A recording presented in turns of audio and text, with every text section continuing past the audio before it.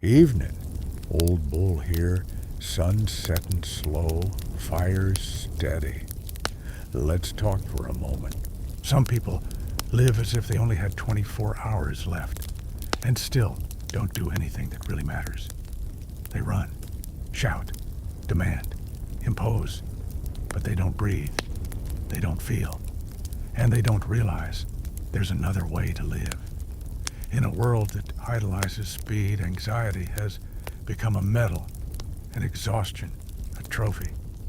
But I ask you with all sincerity, are you living or just trying not to be late? The truth no one told you is that the wisest man in the room isn't the most productive.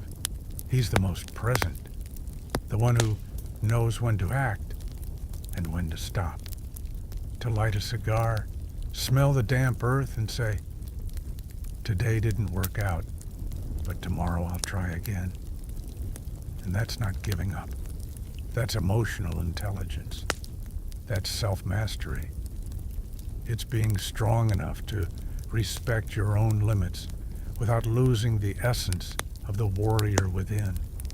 This video isn't just about time, weather, or changes of plans. It's about manhood, about emotional maturity, about understanding that to be a real man, a truly strong man, it's not about beating the clock, it's about overcoming yourself.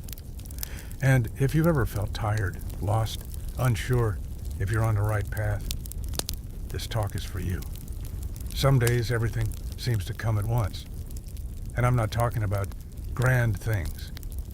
Sometimes it's just the sum of small weights piling up, the broken fence, the truck that wouldn't start, that one delay that flushed the whole day down the drain, and you just swallow it down. But if there's one thing life in the countryside has taught me, it's this. The man who waits for the dam to burst to try reinforcing the levee will lose everything he planted. Emotional management for a real man doesn't begin during the outburst. It begins before. It begins when you feel that tightness in your chest, that urge to drop everything and walk away. That's when quiet strength starts to kick in, the one that holds steady before things fall apart. I learned this the hard way. There was a time when I could only react after the damage was done. Slam doors, sharp answers, cold eyes, even for those who weren't at fault. I was that cowboy wounded inside who still didn't know how to tame his emotional horse. And the truth is, a lot of folks confuse that kind of explosion with masculinity. Like being a stoic man means bottling it all up until you blow. But that's not it. Being a real man is knowing when to stop. It's recognizing the terrain before stepping on the landmine. Today, when I feel the anger or anguish rising, I take a deep breath. I light a cigarette or a pipe, walk over to the truck, look at the sky, and let the mountain air remind me that life is bigger than this moment. Sounds silly, but that's where self-control begins. I've seen good men lose themselves because they didn't know how to manage their limits. Fathers who turn into beasts at home. Husbands who stop talking to their wives. Sons who inherit their father's silence. Being a good man doesn't mean never feeling anger, fear, or doubt. It means knowing what to do with all of that before it consumes you. I've been so exhausted that not even the strong coffee brewed over a firewood flame could bring me back. The body was there, but the spirit was lost. That feeling of burnout no doctor understands, but every cowboy knows. And on those days, the best thing to do is stop, not to run away, but to listen. The silence of the forest, the crackling wood, the clink of the ashtray. All of that teaches me more about myself than any self-help book. And I've read some good ones. I recommend Meditations by Marcus Aurelius, for those who want to understand what it means to stand firm inside, even when the world outside is falling apart. Now let me tell you a secret. Every time life tests me and the pressure starts to tighten, I remember a conversation I had with my grandfather, the kind of older man who didn't talk much, but when he did, you listened to the last period. He said, "Son, life is like a saddle. If you pull too hard, it breaks. If you let go too much, you lose control. Hold tight, but calmly." That balance is what I try to pass on. It's not about mastering everything all the time. It's about having the discipline to recognize when you need a moment, and more than that, the courage to give yourself that moment. Because in today's culture, stopping has become a synonym for weakness. But a wise man knows that sometimes stopping is the only way to stay whole. So, if you're out there tired, broken inside, feeling alone, with a soul full of scars no one sees, know that you're not alone. That weight you carry isn't a sign of weakness. It's a sign that you've been fighting. And a man who fights also needs to rest. That too is part of the responsibility of being a real man, a protector, a present husband, a father who knows how to embrace. Nobody needs a raging giant. The people around you, your wife, your children, your brothers on the path, need someone who knows when to take a step back, to move forward stronger. Because, my friend, the world won't stop to wait for you. But you can and should pause a bit to catch your breath. And in that pause, maybe you'll hear a call of a new understanding, the one that will lead us straight to the next point I want to share with you. You know, there's something I've been noticing for a long time. It seems the more access we have to cameras, social media, filters, and perfect lighting, the less courage we have to show who we really are. Life turned into a showroom, overly lit and deeply empty. The pressure to appear perfect started to silence the truth that lives in the margins of an ordinary man's life. The one who wakes up tired, but gets up anyway. Who makes mistakes while trying to get it right. Who doesn't fit into pre-made molds, but keeps trying to live with dignity. Being a real man, a good man, today isn't about appearances. It's about carrying weight in silence. Being a protector, even without medals on your chest. A modern cowboy who understands that the toughest fight isn't online. It's within the conscience. And look, I'm not saying taking care of your image is a sin. Not at all. Wearing a good pair of boots, keeping your hair in order, fixing your posture, that's self-respect too. But there's a thin line between presenting yourself well and living as a slave to others' approval. With each fake post of staged happiness, we move further away from what it means to be a truly strong man. The strong man isn't the one who asserts himself by shouting or who flaunts cars and women. He's the one who sits with a friend, looks them in the eyes, and speaks the truth, even when it hurts. He's the one who keeps his quiet strength when everything around him is screaming. He honors his identity without needing to be a copy of anyone. In practice, being authentic in a world that rewards appearance is an act of courage. It takes discipline not to surrender to the easy glow of fake success. And if you're looking for a starting point, I'll tell you, begin with the small things. Stop trying to look more put together than you really are. Trade likes for honest conversations. Choose to show the behind the scenes of what you're living, not just a stage. Be the one who builds a legacy from truth, even if it doesn't generate engagement. And when doubt hits, because it will, ask yourself, what I'm showing, does it really represent who I am? Or is it just another character trying to be accepted? I remember one time I was filming a video in the cold, hands shaking, eyes a little swollen from a bad night's sleep. I thought about not posting. Thought maybe I should wait for a more presentable day. But I posted it anyway. And it became one of the videos that created the most connection. Because that's the thing about authenticity. It speaks straight to the heart of someone else who's also tired of neatly edited lies. And when one man recognizes another real man, a brotherhood is born. A bond that needs no filters or likes. Just respect and truth. Being authentic is like carrying an old reliable rifle. It might not be pretty, might not stand out, but it never lets you down. Authenticity is your axe, cutting through the lies of the modern world. It's the smell of pipe smoke, reminding you who you are when everything else tries to make you forget. And that choice, my friend, isn't a one-time thing. It's daily. It's saying no to the temptation to appear perfect. It's accepting being an older man who teaches by example, not by aesthetics.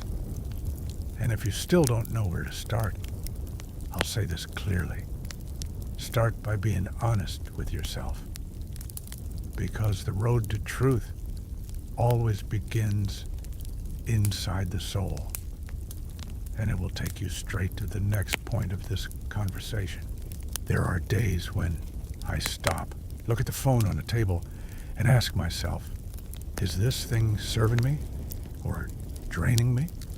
Because listen, what was supposed to be a tool has turned into a leash.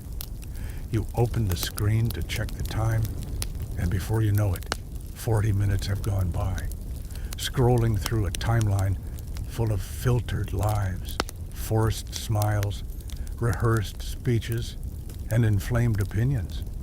We expose ourselves so much to other people's storefronts that, without noticing, we start measuring our own worth by distorted reflections. And that, partner, has a cost. One that doesn't show up on your credit card bill, but weighs on your chest, corrodes your mind, and messes with the very thing we should be protecting most. The clarity of who we are. I've seen strong men crumble inside without shedding a single tear. Not because of a real-life blow, but because they felt small next to a well-crafted lie on social media. That guy who wakes up early, puts on his boots, holds the house together, protects his family, but starts to think he's falling behind because he doesn't have a movie life to post. Comparison became an addiction. And addiction, my friend, robs us of what we value most, contentment with what is simple and true. You may have built everything with sweat, but a single fake post can make you question whether it was enough. And you know what's worse? In this digital dynamic, the louder someone shouts, the more they're heard. Screaming has become currency. And silence, that sacred space where a man meets himself, has become a sign of weakness. But I'm telling you, it's not. Silence is where quiet strength lives. It's where we hear our own thoughts, reflect on our mistakes, understand what needs to change without needing anyone's approval or likes. Solitude, when well-lived, is healing. Constant exposure, when it has no purpose, is poison. Have you noticed how most content out there tries to tell you what being a man means these days? As if there's a ready-made formula. The real man became a character. He's supposed to have a certain body, a certain car, a certain attitude, and then a flood of empty talk disguised as absolute truth, comes telling you that you're only worth something if you follow their script. But let me tell you something I learned through the years, the stumbles and the silences. Manhood isn't measured by an algorithm. It's measured by character. It's not proven by speech. It's revealed in the day-to-day, in the small choices, the internal battles, the moments when no one's watching. Just you, the wind, and God. That's why I've been trying to live more inward than outward. Some things you only understand when you close the phone lid and open the coffee pot. When you trade the feed for a good conversation around the fire, or for time alone in the woods, listening to the sound of the forest, smelling the wet wood and hearing the river flow gently. It's there, between puffs of a cigar, that you remember you don't need to prove anything to anyone. That being a good man has nothing to do with performance. It has to do with purpose. And that can't be edited or filtered. Now, don't get me wrong. Technology isn't the problem. No, sir. The problem is imbalance. It's when we trade reality for illusion. When we stop living to start recording. When we replace depth with appearance. There's an old saying, those who show off too much know little of themselves. And I believe in that. A stoic man, a grounded, solid man who has faced his demons and carries scars in both body and soul, doesn't need a spotlight. He is enough. And even when he's tired, broken, filled with doubt or fear, he doesn't fall apart. He carries on. Quiet, firm, whole.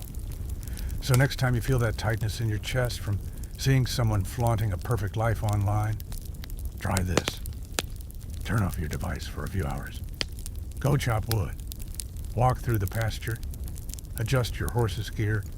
Or fish in the nearby creek. Listen to the sounds of the woods. Notice how silence speaks.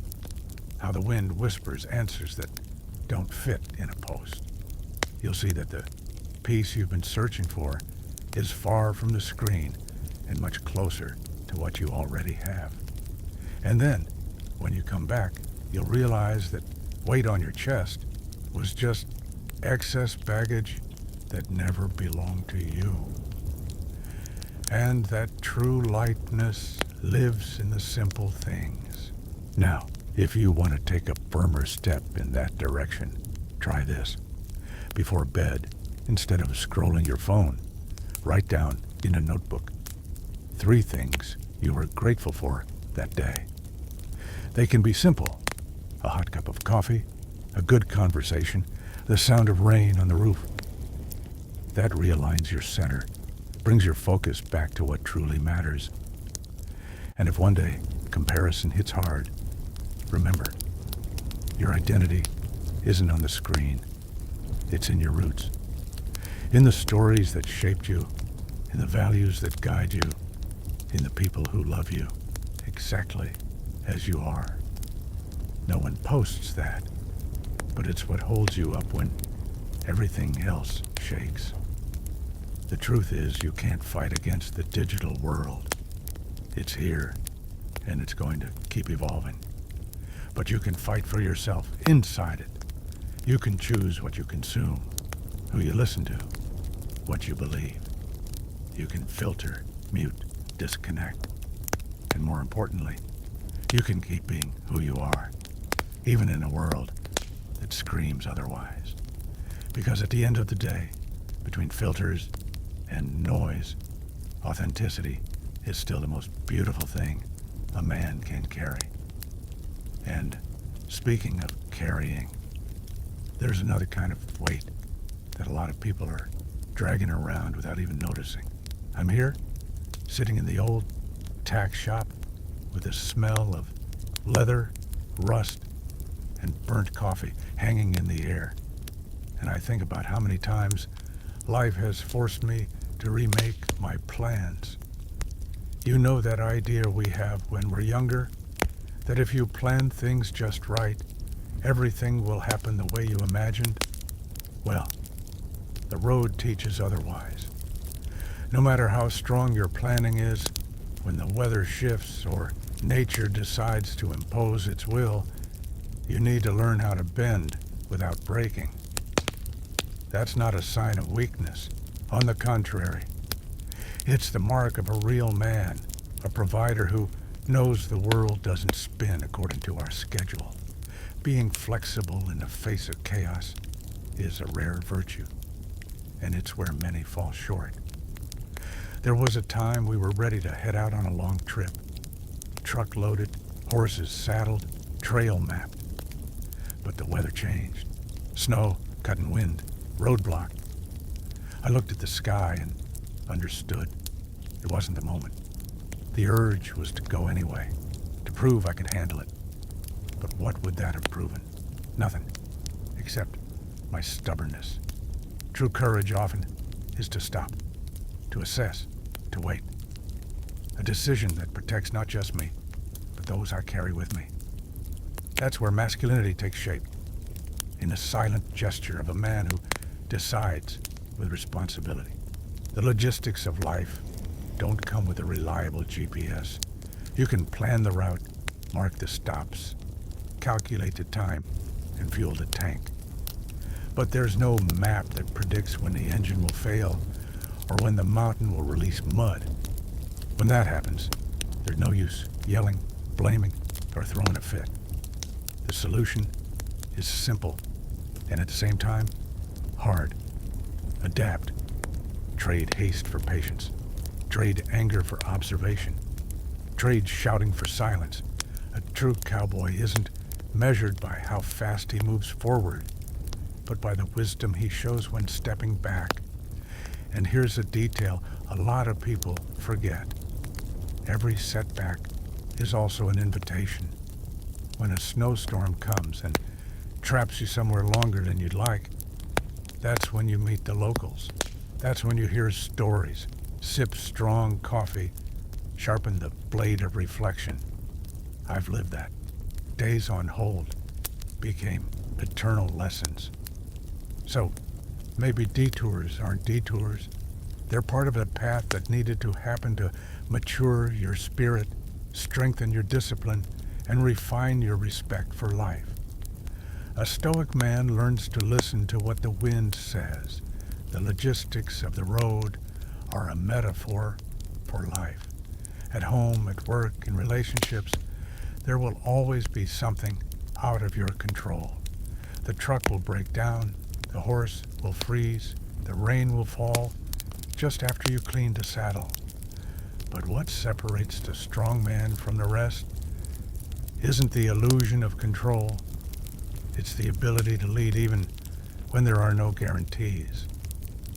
The older man who has learned to wait for the right time for each thing doesn't panic in the face of chaos. He simply lights his cigar, adjusts his hat, and waits for the storm to pass. Because he knows what can't be done today, we'll handle tomorrow. And that, too, is being a warrior. There's something I took a long time to understand, and it only truly sank in when I started noticing my wife's eyes while I walked around the house too restless. You know, that quiet kind of look, part fear, part hesitation, like she was waiting for something to explode at any moment. Yeah, it wasn't because of yelling or fights. Thank God we never had that. It was what came before. The tense silence, the heavy shoulders, the short answers, the hard steps through the house. My emotional state, even without words, was contaminating the environment. My unrest was spreading like invisible smoke, and the people who live with us feel it before we even know what's going on inside. What nobody tells you is that you don't have to break a glass or slam a door to be out of balance.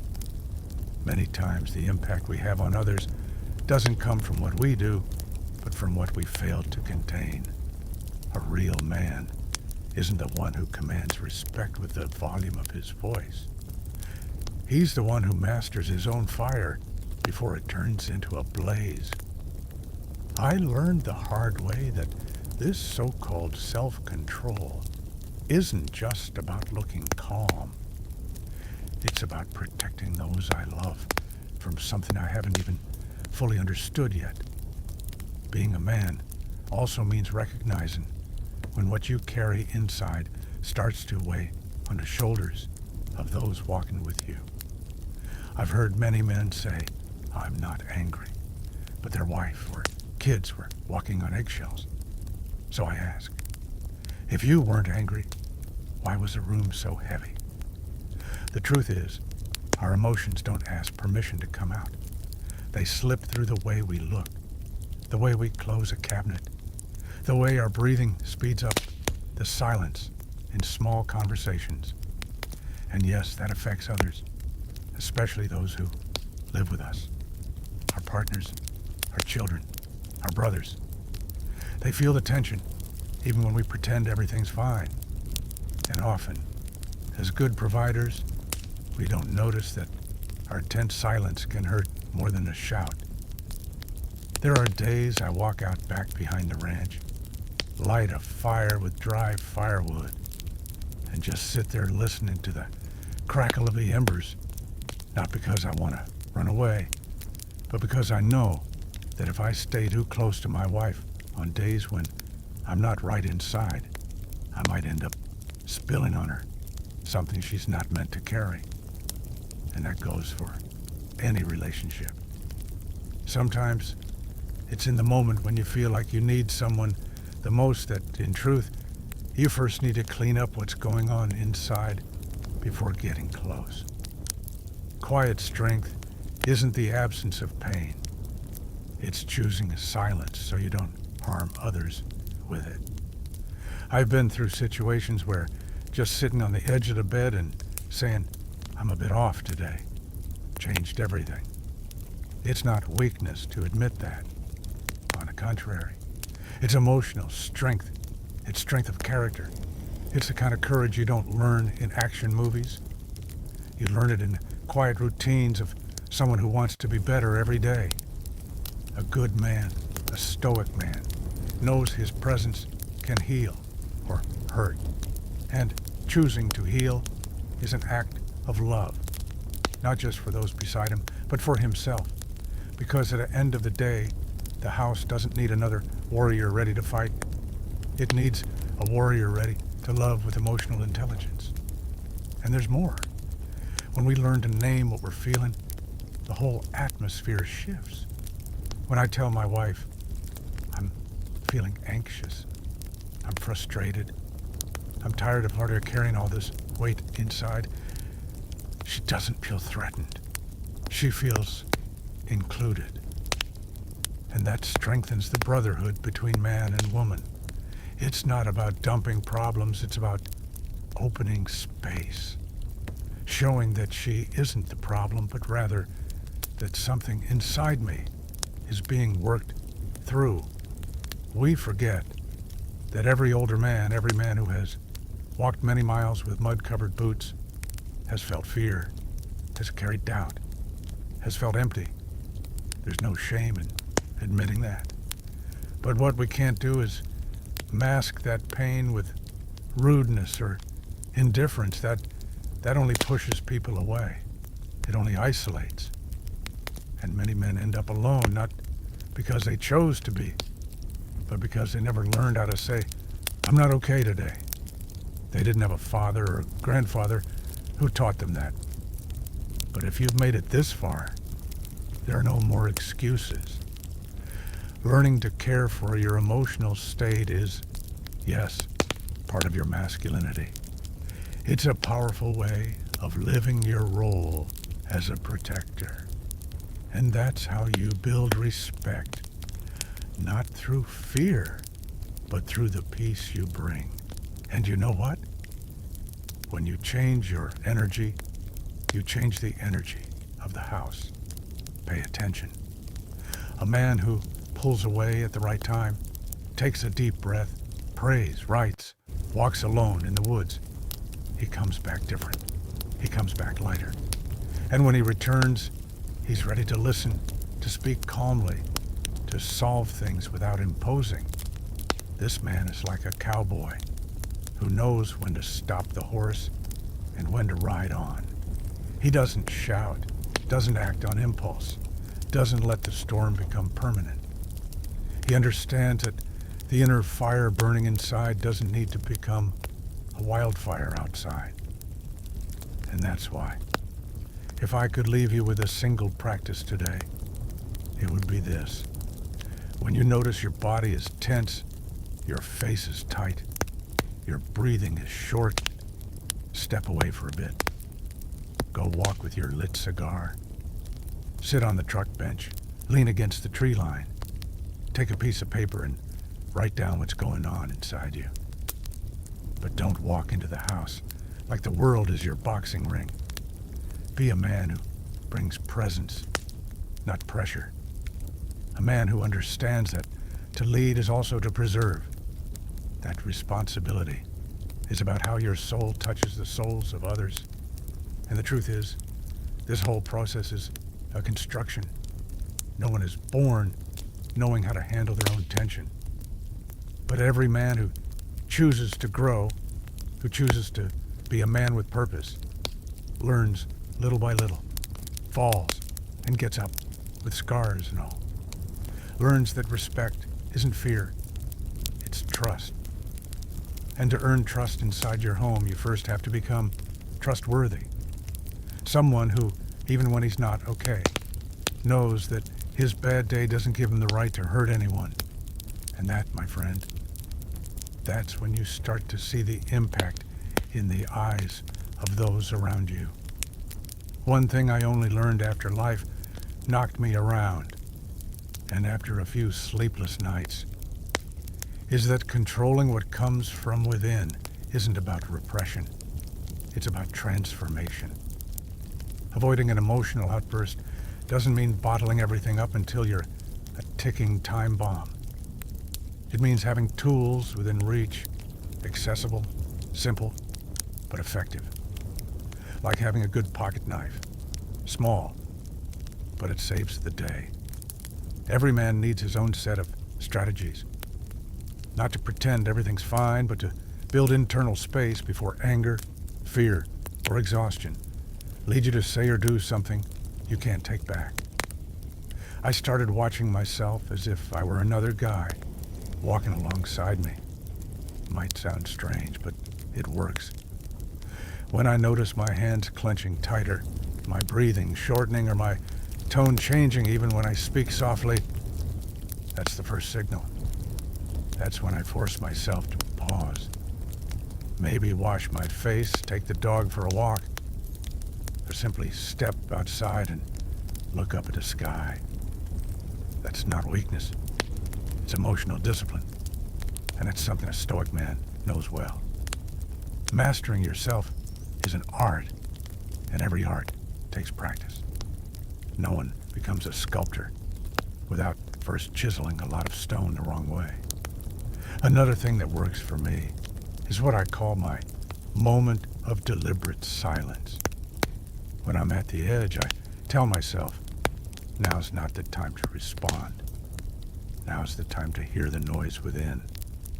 I've had days when I felt like smashing everything in sight or driving off without a destination. But instead, I lit a pipe, sat on the truck's hood, and let the cold wind hit my face. It didn't fix everything in the moment, but it gave me enough time to not act out of emotion.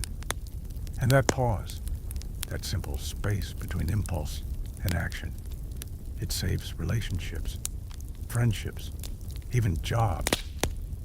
A lot of people ask me what to do when your blood boils. And the answer is start before it gets to that point.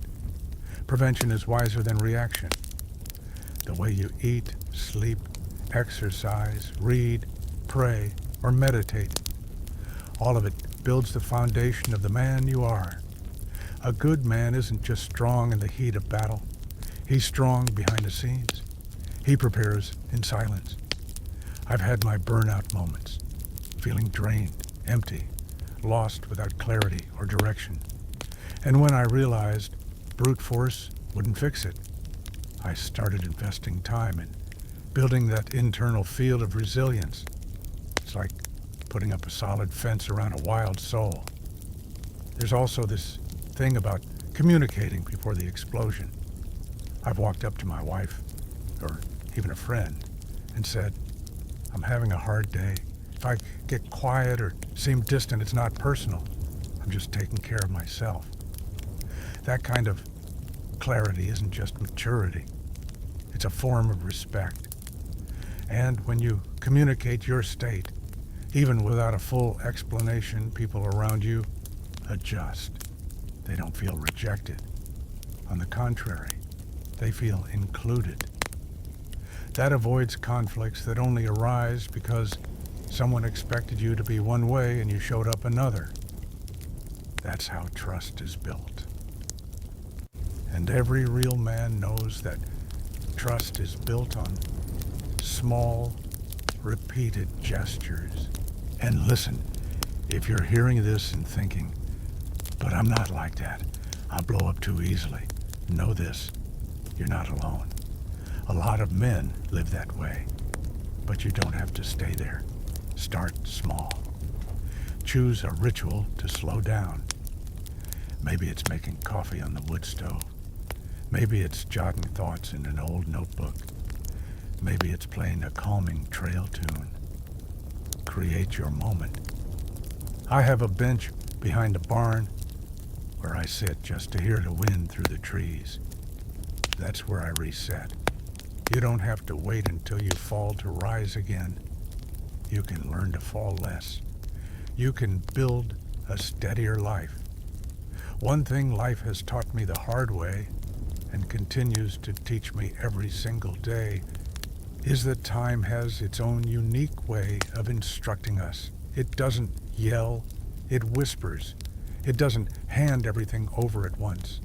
It waits to see if we're truly ready to listen. And sometimes, only after many mistakes, many falls, many failed attempts to force things with a hammer, we finally realize that some doors open better with a soft, patient push than with a rushed blow. It's like green wood. Try to force it and it'll break, but let it dry at the right pace, and it'll shape easily. Life is a lot like that. People often ask me how to develop patience, and I always give the obvious answer no one really wants to hear. The only way to learn patience is by waiting. There are no shortcuts, no supplements. It's like carrying a rifle through the woods. If you rush, you make noise. You scare off what's hiding. You lose track of what matters. I've lived through days when my anxiety wanted everything done yesterday. The cattle lined up, the truck packed, the decision made. But then the unexpected came. The rain, the broken fence, the stubborn horse, and I was forced to sit and wait. And in that interval, in that so-called dead time, I realized there's no such thing as dead time. There's only time we don't know how to live. There's a scene I'll never forget. It was winter, and the ranch's firewood was almost gone. Stubbornly, I went out to chop wet wood. My axe kept slipping, and the harder I hit, the less progress I made. Until finally, exhausted, I sat down, took a deep breath, and waited for the sun to break through. Within hours, the wood had dried enough to split with 2 clean strikes. The lesson? It's not always about strength. Sometimes it's just about timing. This kind of practical patience, mixing respect for the nature of things with discipline and humility, is a wisdom that doesn't come from books. It comes from the daily grind, from silence, from solitude. And don't get me wrong, patience is not passivity. Patience is a kind of action, but it's a silent, steady action. that waits for the right moment to act. A Stoic man doesn't react on impulse. He observes, he listens, he waits, because he knows a hurried heart leads to foolish decisions. Time's wisdom lies in knowing not everything urgent deserves your immediate energy. I've avoided many losses, many, simply by not replying in the moment, not snapping back, not rushing in. Waiting is a show of strength. And in a culture where everyone's rushing, waiting has become an act of courage. In fact, let me give you an exercise. Pick a situation that's been stealing your peace, a conflict, a doubt, a tension. Instead of acting right away, write about it. Just one page, as if you were writing to a friend. Then close the notebook, go for a walk, drink a coffee, sharpen a knife, fix something with your hands. Only come back to the issue the next day. You'll see. Time clears the mind like wind clears the pipe smoke. That's how we slowly learn there's wisdom in honoring the rhythm of time. And it's exactly that respect that best prepares us for what's ahead. You know what really worries me these days? It's seeing how many people have forgotten how to wait. People who believe that if something doesn't happen now, it's not worth it. We're surrounded by invisible timers. Everything has to be for yesterday. Success, the perfect body, marriage, recognition, financial return. The culture of urgency has become an epidemic. And the problem is that this urgency suffocates discipline, crushes reflection, and kills the identity of men who could become real men. If only they had the courage to be patient. It's like trying to bake bread in a microwave. It might look done on the outside, but inside it's raw, fragile, unstable. When you trade the time of the oven for the convenience of speed, you lose more than you realize. Masculinity, that steady, silent, resilient masculinity, is built in the rhythm of waiting, not in the speed of the algorithm. No one chops firewood today to warm up tomorrow. A real campfire burns with wood that has dried for months. And that's why I see so many men burned out, worn out, stuck, not because they lack strength, but because they lack breath. The breath to wait, to mature, to develop from the inside out, to let the meat cure at the right time, like the good cuts in the old ranch fridge. I myself was once a prisoner of that rush. There was a time when I thought that if I didn't solve everything now, the world would collapse. I tried to fix life in a single day, in one Saturday, as if it were possible to organize a lifetime's worth of mess in one sunset. The result? I ended up more tired, more lost, and more distant from what truly mattered. That's when I realized that time, when used wisely, is not the enemy. It's an ally. And waiting, when it's active and full of purpose, becomes one of the greatest treasures a man can carry, because it teaches endurance, it shapes character, and it prepares the spirit for when the real challenge shows up. And here comes the great irony. Those who scream the loudest for speed often have no idea what they're even chasing. Running, but to where? Who said a man needs to be rich by 30? Or have everything figured out by 40? Who wrote that script? Probably some midlife influencer, surrounded by lights, cameras, and promises of results in 7 days. But real life, the one with a rusty rifle in the corner, boots smelling like dry mud, and overdue bills on Monday, that one has a different rhythm. And if you don't learn to respect the timing of things, you'll keep skipping steps and tripping over everything you try to jump. That's why I invite you to take a closer look at the time you think you're wasting. Maybe that time is giving you exactly what you need. A pause, a breath, a warning. Maybe that downtime is the preparation for a cycle that can't begin just yet. And there's nothing wrong with that. Out here in the countryside, we say the pasture grows in silence. And I truly believe that the best fruits come from what was planted with care, with intention, with purpose. So before you run toward another dream with an expiration date, ask yourself, is this really for now? Or is now the time to wait, to learn, to grow stronger, to mature? Because time does not deny wisdom to those who walk humbly beside it. I've always had a thing for simple things. Earth, leather, cigar smoke, firewood crackling in the fire. And somewhere in the middle of all that, I learned that some kinds of wisdom can only be understood by the body. The mind sometimes overcomplicates things, but the body, it knows. That's why I often use physical metaphors when I need to get my thoughts in order. A gesture, an object, a concrete image. All of that can teach us more than 1,000 pretty words or fancy books. The modern world tries to explain everything with statistics, but I still believe that a good story or a well-lived moment can teach us what really matters about being a man. The other day I was explaining to a young man why he was always so anxious, always rushing his decisions, and I said, "Have you ever tried punching the water in a bathtub?" He laughed, thinking it was a joke. But it wasn't. Try it. Fill your bathtub, lift your hand, and strike it with all your might. See what happens. Your hand bounces back. It hurts. And water flies everywhere.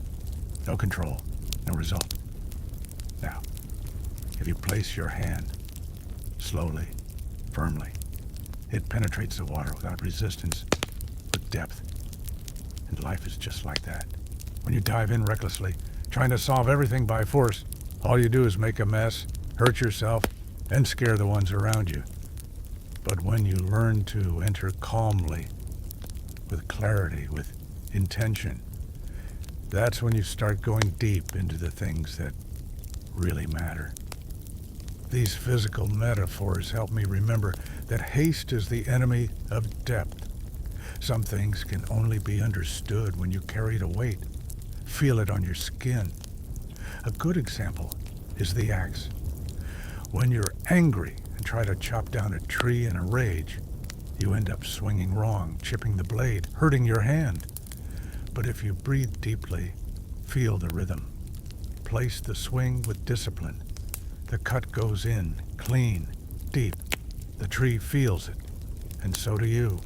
The same applies to hard conversations, big decisions, painful moments. The axe doesn't respond to yelling. It responds to steady hands, focus, and respect for the timing of the wood. I say this because I see too many men today walking around like they're in a constant emotional battlefield, always ready to attack, always trying to prove something. And the worst part, they don't even realize how exhausted they are. Silence, to them, became a threat. Rest became weakness. But what if I told you that rest is where wisdom sits? That silence is where purpose shouts the loudest? That stillness can shape you more than 1,000 meaningless actions? When I look at the fire, I see that it needs space to burn. If you pile too much wood on it, it suffocates. And our minds work the same way. There's another metaphor that's stayed with me for years. The horse's saddle. When it's poorly placed, crooked or loose, it throws off the animal, causes discomfort, creates wounds, and throws off the whole journey. But when you adjust it calmly with patience, the horse feels it can trust you. The ride becomes smooth. Life demands the same care. The way you position yourself with others, in marriage, with your kids, with your brothers in life. It needs alignment, and you only get that with presence. You can't adjust the saddle by yelling at the horse or yanking at the gear. It's in the touch, the right move, at the right time. And any man who wants to be a good man needs to learn this. To handle life firmly, yes, but with respect. The fire pit teaches this too. If you blow too hard, it dies. If you blow too softly, it won't ignite. But if you learn to read the coals, to listen to the crackle of the wood, you'll know exactly when to feed the flame. That's how communication works between real men. Not everything needs to be said with words. Sometimes it's in the way you pour the coffee, in sharing the silence, in listening without interrupting. That's where a connection happens. Brotherhood isn't born out of shouting or competition. It's born out of mutual understanding, out of the awareness that every man carries his own burden and deserves a safe space to breathe. Just like the fire. It welcomes without demanding, but it asks for respect to stay alive. You know that moment when you're riding a mountain trail and your horse starts to slip? The instinct is to yank the reins, to try to take control in a panic. But if you do that, you might just pull the animal down. The right move is to loosen up a bit, trust his instinct, let him find his balance. Life's the same way with us. Sometimes you've got to ease your grip, accept that not everything is in your hands, and trust that your discipline, your character, your history of resilience will bring you back to center. That's not weakness, that's wisdom. It's knowing that the strongest man isn't always the one who pulls hardest, but the one who knows when to let go. Now, let me give you a practical challenge. Next time you're stressed, tired, on the edge of giving up, step outside if you can. Grab an axe and a log and split some firewood. Not in anger, not an impulse, but with intention. Every swing is a question being answered, a thought being processed, a piece of your pain being faced head on. Feel the weight of the axe, the smell of the wood, the sweat running down your face. It's your body reminding you, you're still here, still strong, still in command. You're not lost, just tired. And being tired is part of the journey for anyone who carries weight with responsibility. When we start translating emotions into action, the learning goes deeper. That's why I believe every man should have a craft. Carpentry, blacksmithing, raising cattle, anything that involves touch, rhythm, presence. Because in these trades, the world quiets down and truth shows up. And with it comes healing for so many wounds we didn't even know we had. Pipe smoke, hammer blows, the smell of leather. All of it reconnects a man to who he is. And when he returns home, he doesn't come back the same. He comes back more whole. And that's what the world's starving for. Whole men who teach not just with words, but with gestures, with living metaphors. And when you truly understand this, my friend, you'll see that your greatest battlefield isn't out there. It's in here. Your greatest enemy isn't traffic, your boss, or the news. It's that voice inside that keeps saying, you've always got something to prove. And the antidote to that, it's not an online course or a motivational video. It's a splash of cold water on your face at sunrise, a fire lit with patience, a clean axe cut, a silent prayer before bed. Those are your weapons. That's your armor. And with that, we step into the next chapter, one that invites us to walk forward with more humility and wisdom. There are days when you wake up with a fire in your soul, ready to carry the weight of the world on your back. And then there are days when just getting out of bed feels like dragging a mountain. I've lived both, and I'll tell you, with full honesty, neither one defines who you are. The true measure of manhood, of being a real man, a good man, is knowing when to push forward and when to ease up. It's learning how to do your best with what you've got and accepting with quiet strength that the day has an end. And so do you. For years, I carried a constant pressure inside. Like I had a drill sergeant in my head yelling nonstop, "More! Earlier! Stronger! Faster!" And if I didn't cross everything off the list, I felt like I was failing as a provider, as a man, as the one responsible for everything around me. That led to sleepless nights, short tempers, and distance from the people I love most. A man can only bear that kind of pressure for so long before his body gives out, his spirit cracks, and his self-respect starts to erode. It took burnout and a long silence to teach me this. Discipline is not the same as rigidity, and the value of a day isn't just measured by how much you got done. Let me tell you a simple story. I was fixing a stretch of fence the wind had knocked down near the corral. The plan was to finish before noon because the rest of the day was packed. But one of the posts was rotten on the inside. And when I went to tighten the new wire, everything fell apart. I lost an hour just digging and replacing it. When I realized I wouldn't finish everything I had planned, I felt that old frustration creeping in.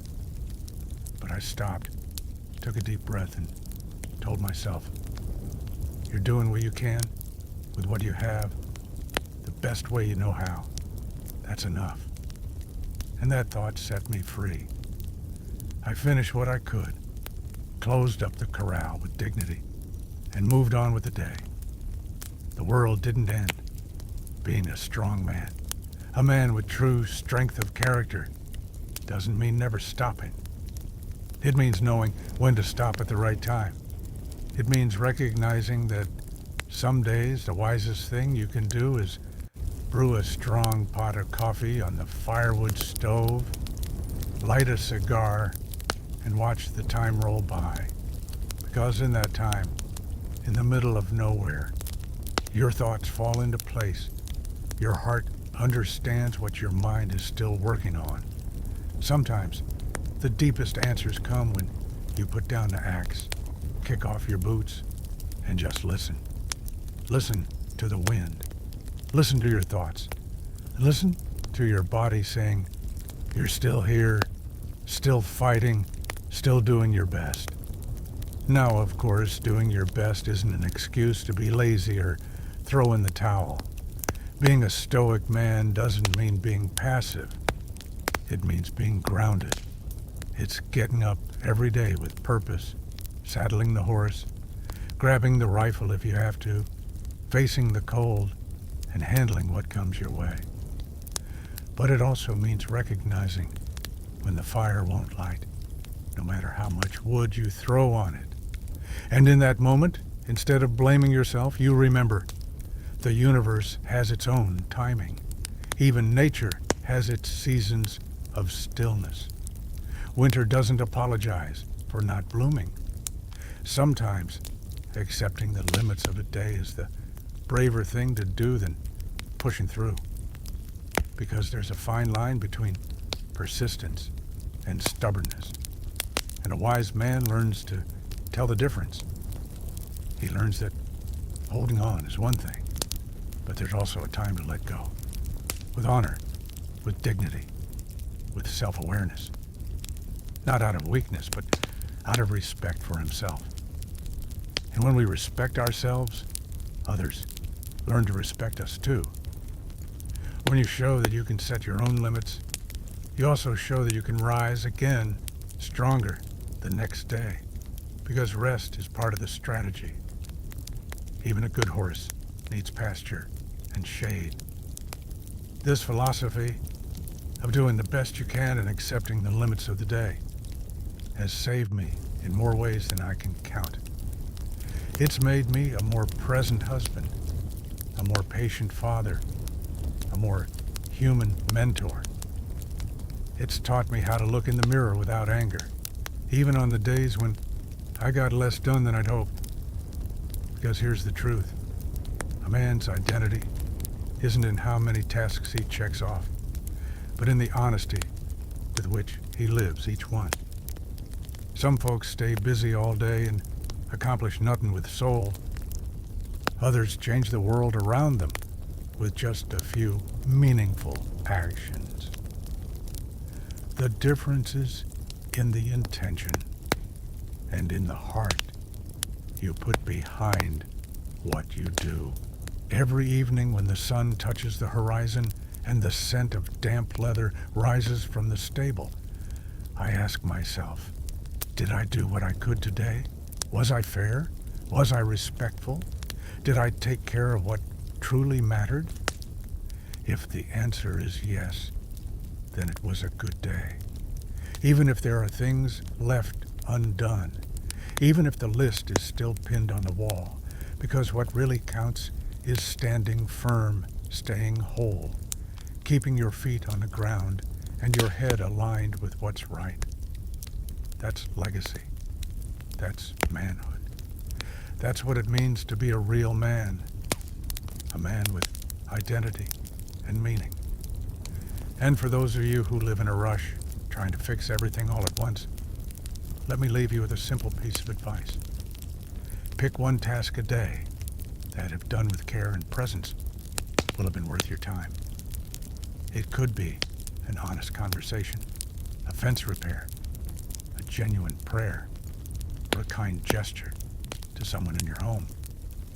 Life isn't a checklist race. It's a journey of purpose. And if you end your day with peace, even if you're tired, you've already won. From now on, stop being so hard on yourself. Honor time. Honor the process. Honor yourself. Because the greatest victory of a man isn't finishing everything. It's ending the day in peace, knowing he gave what he could in the most honest way he knew how. And then, my friend, the rest can wait until tomorrow. Look, if you made it this far with me, it means something inside you is still beating strong. And maybe that's the best news we could get in a world that tries to numb us down. Because the truth is, no one's going to hand you the manual for carrying the weight you bear. There's no perfect map for this kind of journey. But there is wisdom, there is purpose, and there is the choice to keep going. And that choice, simple as it may seem, is what separates the man who truly lives from the one who merely survives. So now I ask you, how many times have you blamed yourself for not keeping up? How many times did you let tomorrow swallow your now, like life had to fit inside a single day? My friend, the philosophy of doing your best and accepting the limits of the day is not giving up. It's maturity. It's knowing when to sit down, sip your coffee slowly, look up at the sky, and say, tomorrow I'll try again. But today I did what I could. That's what it means to be a strong man, a real man, a man who understands that quiet strength lives in the balance between effort and patience. So here's my invitation. Take a look at your routine. See where you've been over-demanding of yourself, where there's too little silence, where there's too much urgency. Take a step back if you need to. Breathe deep. Start again. One day at a time, like building a fence, one nail at a time. Because in the end, the life that really matters is the one we build with presence and purpose. Now tell me in the comments, what part of this message hits you the hardest? What stretch of the road are you on right now? I'd like to know. I want to keep this conversation going with you over there. And of course, if this message made sense to you, if it lit something inside, subscribe to the channel. Turn on the notifications. Here at Old Bull's Wisdom, we don't chase hype. We seek roots, truth, and men who refuse to let the old man in.